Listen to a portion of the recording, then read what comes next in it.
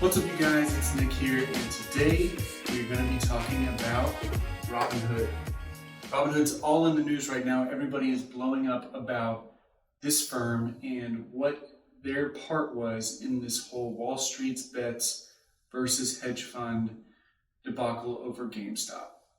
And a lot of people are saying that Robinhood deliberately sanctioned the stopping of trading GameStop in the exact moments where they needed to be allowed to be traded in order for the stock to be run up and the hedge funds to lose money. Was it some big conspiracy, or was there a reason that Robinhood stopped trading on GameStop, AMC, and some other specific stocks? Well, hopefully by the end of this video, you'll kind of understand what happened. But first, to understand what happened to Robinhood, we have to understand how the stock market works. To be honest with you, before I researched this video, I had no clue how it works. But now I do, and I'd like to share that with y'all so that you can understand what exactly is going on when people are buying and selling stocks on the stock market. So basically, it all starts back in the 60s when the stock market slowly started to become popular. Back then, there were paper stocks that everybody had, and it would be a little piece of paper for each company, and it would say you own X amount of stock of that company. And they would actually physically trade these pieces of paper. So if you bought stock, you would have to pay money, and then the money would go to the person that owned the stock, and the guy that owned the stock would deliver the papers. This is where you see those crazy videos of the stock market floor of people waving papers around and yelling at the top of their lungs. That's what really happened.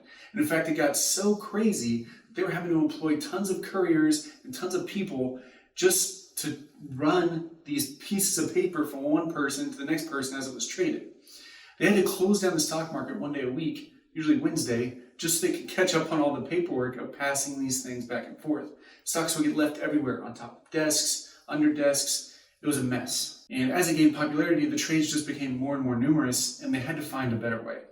So there's two things they did. First of all, they created the DTC, which stands for Depository Trust Company.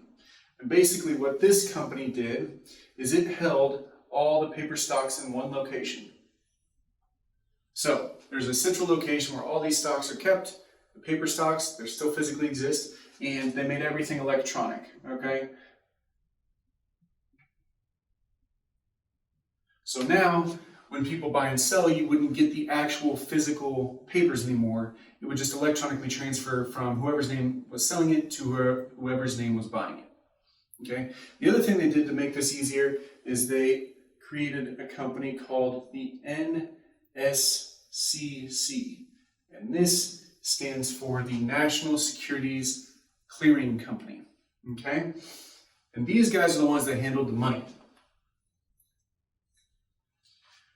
So they would actually transact all the transactions from the money side for the individual brokers, and then they would communicate with the DTC to actually transfer the ownership. So this was formed in 1976. This was a few years earlier in 1973.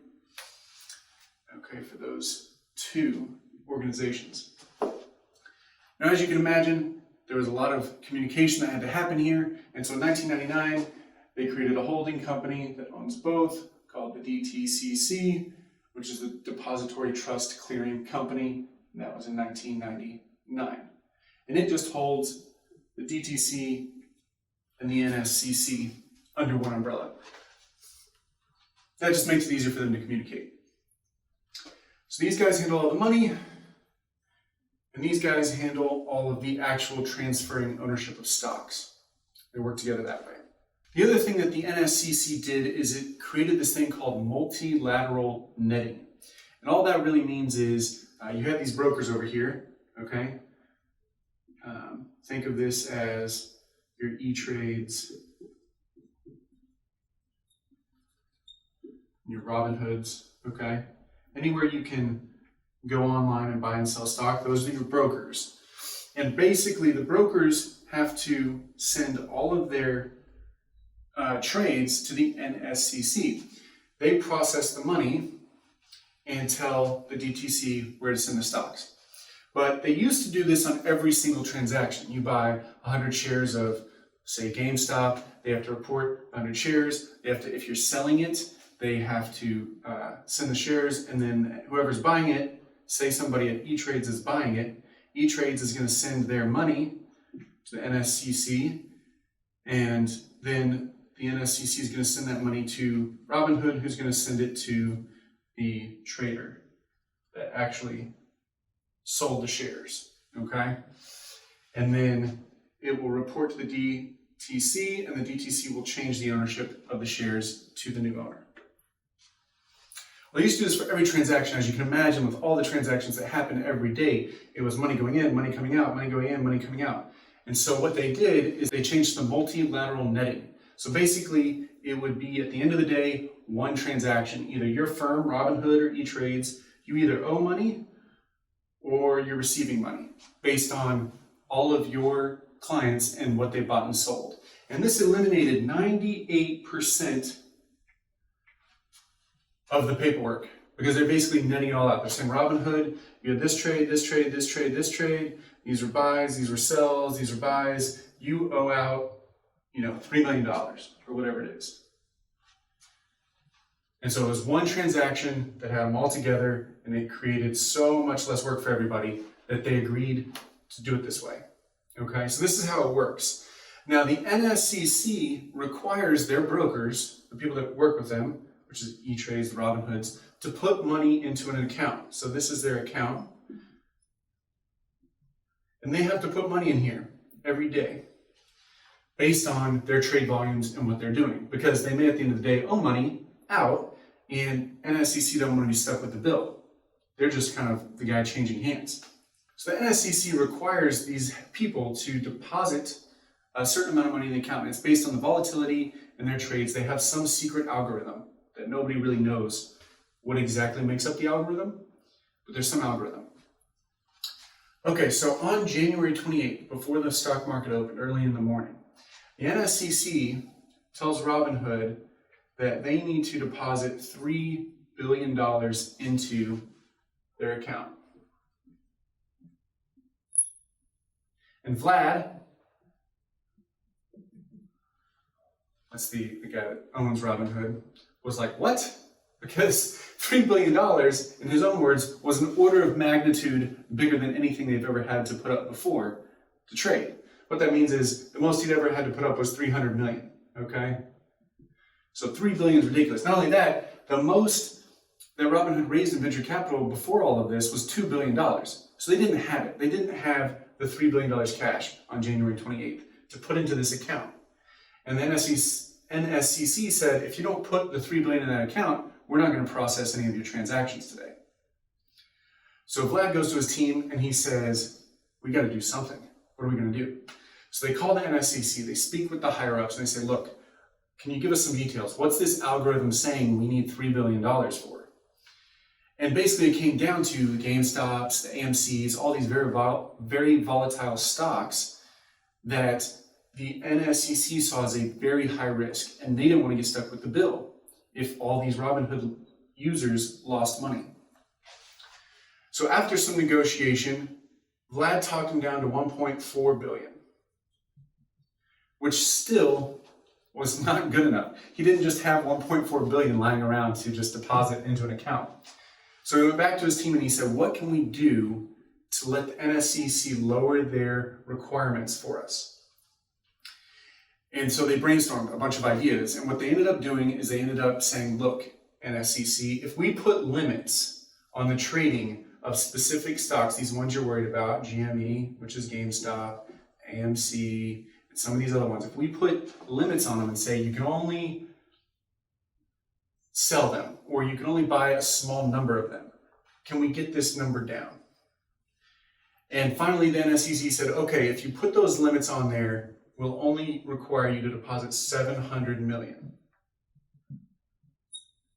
Which again is still probably over double the largest amount they'd had to deposit previously. But Robinhood said, we need to be open. Our users want to use us.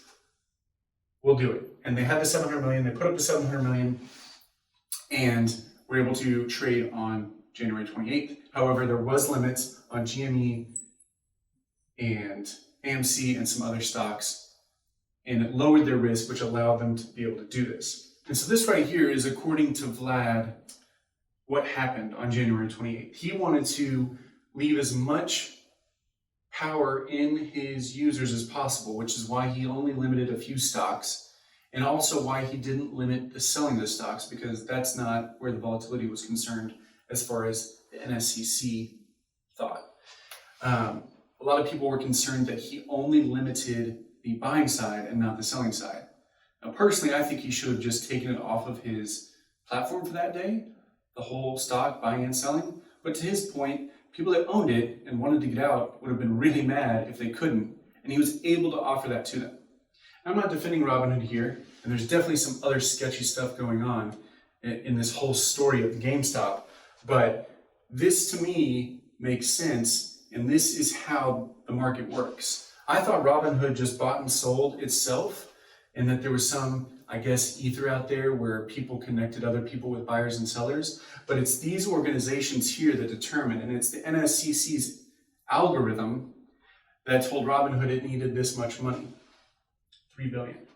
It's probably also the reason other sites like Webull and I think even E-Trade for a while limited or suspended trading on these as well, because they were all trying to figure out how do we come up with the money we need in order to stay open to trade according to the NSCC.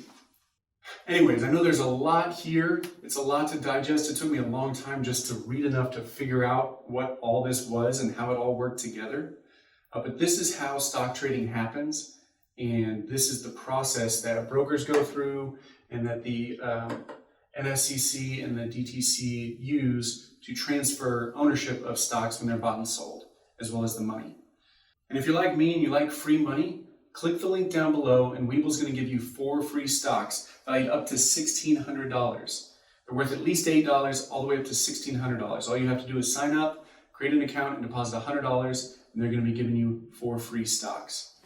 If you found this information helpful or informative, I should ask that you give it a thumbs up, a like, and subscribe for more content just like this. Until next time.